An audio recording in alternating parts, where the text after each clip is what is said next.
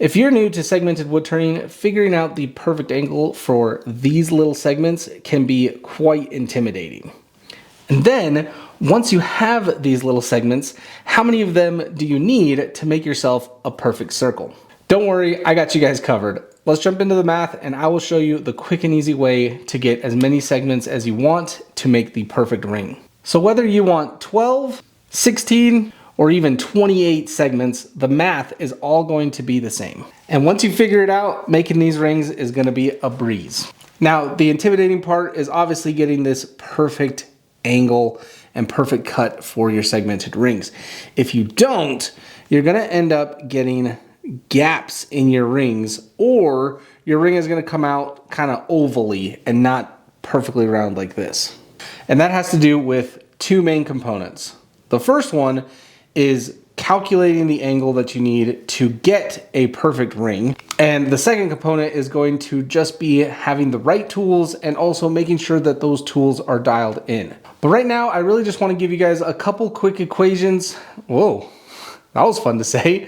I want to give you guys these equations so that way you can just get started and you can see just how easy it is.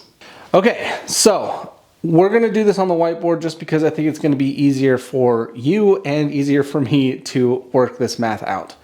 So the simple formula for figuring out your segmented rings is going to be taking how many segments you want in a ring and dividing that by 360. So always start with 360 because that is your ring number.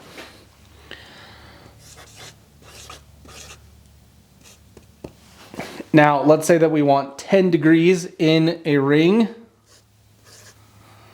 That is going to give us, class, I'm just kidding. That's going to give us 36. Whoops, that's a 6. 36. But now, since you have two sides on your segment, you need to divide that number in half again. So, 36 divided by 2 equals 18. 18 degrees is what you would cut your segmented ring to if you wanted 10 segments in your ring. So, math formula, very simple. Always start with 360, divide it by the number of segments that you want. That will give you your first angle, and then take that angle and divide it by 2 again, and that will give you your final angle, which is the angle that you need to cut your segments at. Or, if you just want to write this down, if you want 10 segments in your ring, cut your segments at 18 degrees. Let's do one more just to help get this ingrained into your brain. We're going to do 16. So, 360 divided by 16 is 22.5 divided by 2 is 11.25 degrees. That is your final angle there. So if you want 16 segments in your ring, you simply cut your segments at 11.25 degrees. Just try your best to remember this formula, because if you can remember this, it's going to make your segmenting a lot easier as a beginner. You can have a lot of fun with this. You can plug in whatever numbers you want. If you wanted to do 4 or 50, you know, you could do all sorts of things as long as you have this equation down. But let's head over to the table saw real quick and talk tool setup and show you guys the practical use of how it can work. Okay, so the tool setup should be pretty easy. I use my table saw for all of my segmenting. I know people use a bandsaw, but I don't.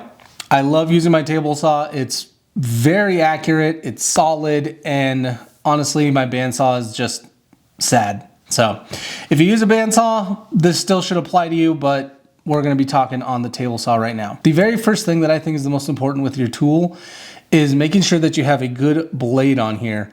This is a combination blade, and it's a 50 tooth count, and honestly it's brand new, so it cuts like a dream.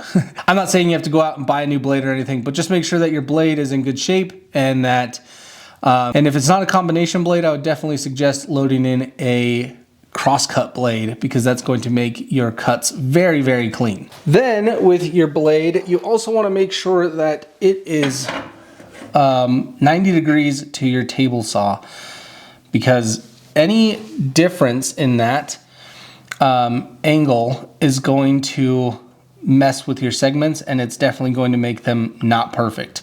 And you need to do everything in your power that you can to make sure that your segments come out perfect. And what makes them perfect is a 90-degree angle. So 90 degrees, make sure that that's there. And then, of course, last but certainly not least, your miter gauge. I am assuming if you have a table saw or a bandsaw, you have one of these. These are great, but you really need to make sure that it is dialed in very well. If you have a digital angle finder, I would highly suggest one of those, but you can just go off of the angles on here, but I cannot promise that they will work perfectly. So let's set this up and cut a couple segments. So we're gonna do 10 because it's easy, we know it, which is going to be 18 degrees. So 15, 16, 17, 18. That says it's 18. So I have a digital angle finder, but it's broken. So that's great. Anyways, I guess we're just going to do this the old school and trust this and hope it works. One more thing, it's not with the tools, but it is with your stock. Make sure that your stock is flat and square. If it's not, that can also mess with your segments and give you imperfections. I like to cut all of my stock basically to 1.25 inches, which is what this is at, and then I can use it for whatever I need, whenever I need. So all of my scraps and everything that I have lying around that I want to use for segmenting is usually cut to 1.25 inches. I find that that gives me a good wider segment so that I can turn away a lot of material if I need to, but it's also not wasteful that I feel like I'm just throwing away a bunch of wood as I turn. Man, I almost forgot, you need something like this, a stop block of some sort so that you can get the same size segment with every cut. These I also sell on my Etsy, but you can make something like this pretty easily. This is just going to help me make sure that I get the same consistency with all of my segments. Just gonna open this up a little bit so my segments come out a little bit bigger. Okay. So we are officially ready. We're going to run this through, then we're going to come back, rotate it to the opposite end, bring it up, run it through, rotate, and so on and so forth.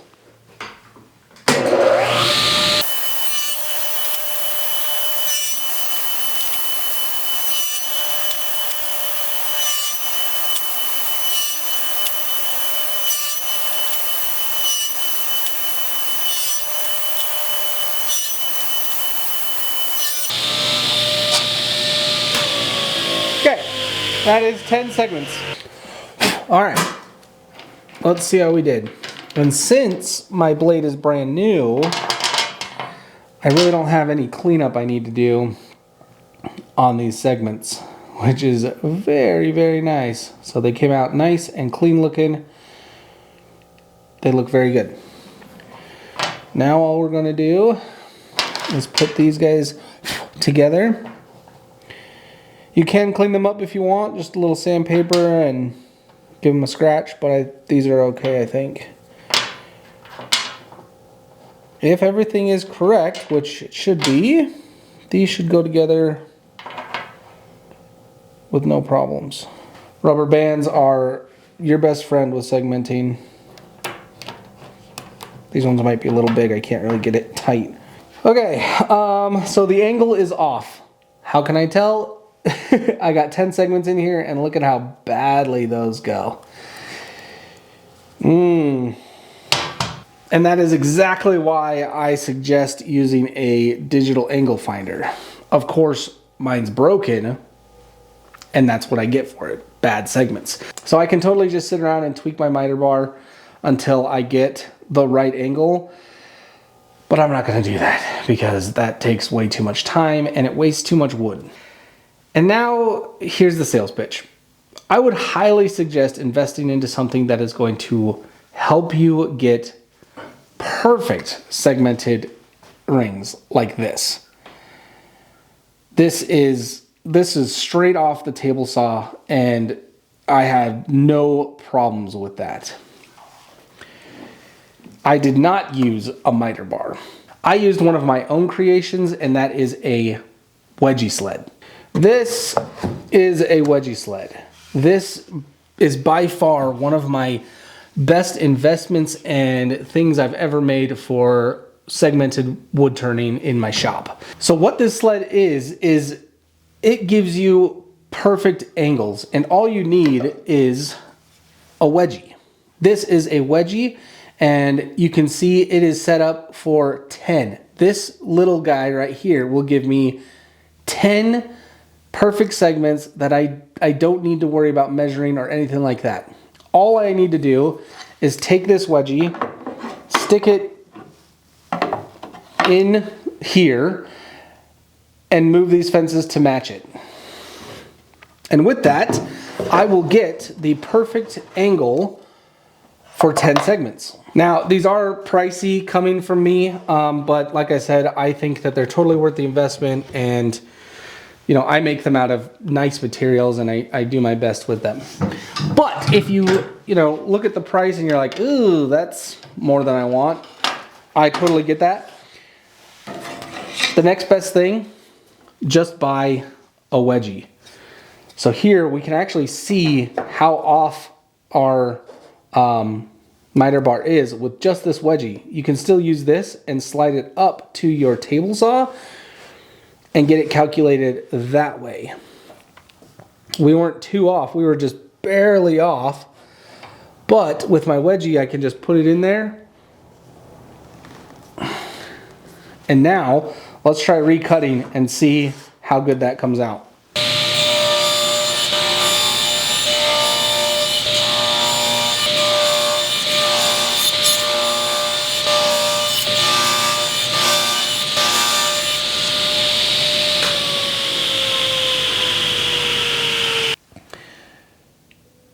And that is much, much better. Taking the time to dial everything in and using a wedgie, just another small investment, really made that a lot easier and a lot, obviously, more accurate. Okay, the little side quest is over. We got our stuff cut and everything, but let's not lose focus here, guys. The main focus is learning how to cut these segments yourself and how to calculate the ring for that. I hope that this video got that across to you in the simplest and easiest of ways. I know that when I first started segmenting, this was what I needed to learn because I didn't have access to a wedgie sled or even knowledge that it even existed. So I wanted to make this video for you guys to give you the information so that you can just start cutting segments and get started on a project. Segmenting should be a super fun and quick and easy way that you can really change things up in your shop and on your lathe. Now, of course, there are other ways that you can get into different angles and making this a crazy pattern and things like that, but we're gonna cover that in another video. For now, stick to the basics. Let me know down in the comments something that you might have learned and a little takeaway that you have. Or if you already know a lot about segmenting, share with us some information that you might have that you think would help other people as well. And all right, guys, that's it for me. Be good, be safe, be happy, and I'll catch you guys in the next video. Peace!